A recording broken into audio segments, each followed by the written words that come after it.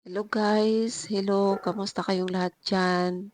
Magandang umaga, magandang gabi, or magandang tanghali, saan man kayong dakong mundo ngayon.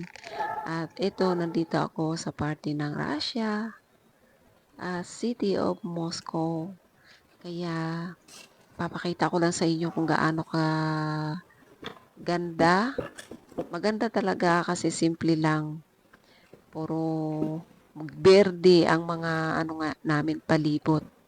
Ito lang yung medyo maliit na backyard. Pero alam nyo ba na napakarami mga damo-damo or mga bulaklak. Parang mga tumutubo lang din naman sila pagka nag-summer na. Ngayon kasi parang spring pa kasi tag-ulan and then summer. Apat na weather kasi dito. So, may spring, may summer, may autumn, tapos merong winter. So, ayan, apat na uri ng klima ang meron dito. Pero ang pinakamahabang uri ng klima dito ay ang taglamig. At ngayon ay tagbunga na ng mga ng mga prutas. Kasi mabilis lang sila dito pagka natunaw na ang mga yellow, mga snow, tapos medyo nagulan-ulan na siya ng konti, sisibol na yan sila. At pagka may araw na, nagsisimula na yan sila mamulaklak. Kaya itong wild berry, itong wild strawberry, yung maliit lang, yung mga maliliit, mabilis lang yan sila mamunga, 1 linggo, 2 linggo. Parang sa loob na yata parang 1 buwan, ang bilis lang nilang magbulaklak. Tapos, namunga na, tapos hinog na agad. Ayan hinog na agad, napakarami na. Kahit na araw-araw ka dyan kumukuha, okay lang.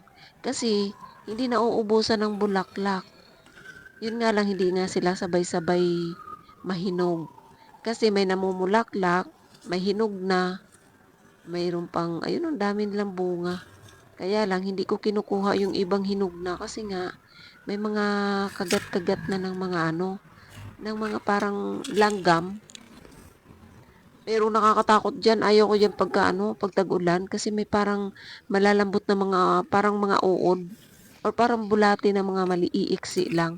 So, ayun yung ayaw ko. Ay, masarap yan guys. Masarap, maasim, may matamis, sour. So, which is, siya, organic, organic antioxidant. Maganda ito kasi pagka ang gamot nila dito kapag may mga trangkaso, may ubo, may sipon, yan lang ginagawa ng tea o di kaya kakainin. So, ayan, daming bunga, namumula-mula yung iba. Nagiging berde pa yung iba. Yung iba, yung puti ang bulaklak niyan. Yan yung iba hindi mo makikita kasi nagtatago sa ilalim ng dahon. But anyway, ayan, yung ibang mga bulaklak na ng rosas, ang ganda. Yung iba pa, hindi pa sumisibol. Kasi ibang kulay naman yung iba. At saka medyo nagtanda na yung iba kasi nga madaming nalalagas dahil Wait. inuulan. Yan. Ang bango ng bulaklak na yan, parang sampagita. Bango niyan. Inaamoy ko pa yan. Parang yan yung magandang bulaklak na gagawin sa mga kasal. Ayan yan. Ang mahal kaya yung bulaklak na yan. Ang mahal ng mga bulaklak dito. Sila? Kumikita at yumayaman sila sa mga bulaklak dito kasi ang mga tao dito mahilig sa bulaklak. Ang mahal pa naman ang isang pongpong mga 7, 6, 7, siyam. Depende sa klase ng bulaklak. Na yun, 5,000 na yun dito. Yun ang medyo pricey talaga ang bulaklak dito.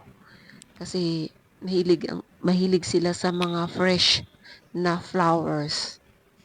Lalo na itong aking busing. Grabe.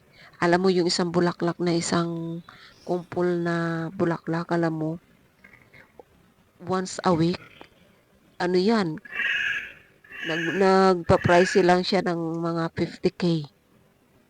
Oh, nasa Pilipinas na ano ay 40K pesos yun ha. Ganun sila dito kagalante sa ano, sa bulaklak. Kaya kung may mga backyard yung mga iba dito ginagawa ganun, tatanim sila ng bulaklak. Ayan oh, libre na nga ani ang mint. Ang mint namin ay ayun lang, kumuha lang ako ng mint. Lalagay ko sa tubig. Kung may lemon yan, masarap din. Pwede rin yan ilagay sa ano, sa Sprite.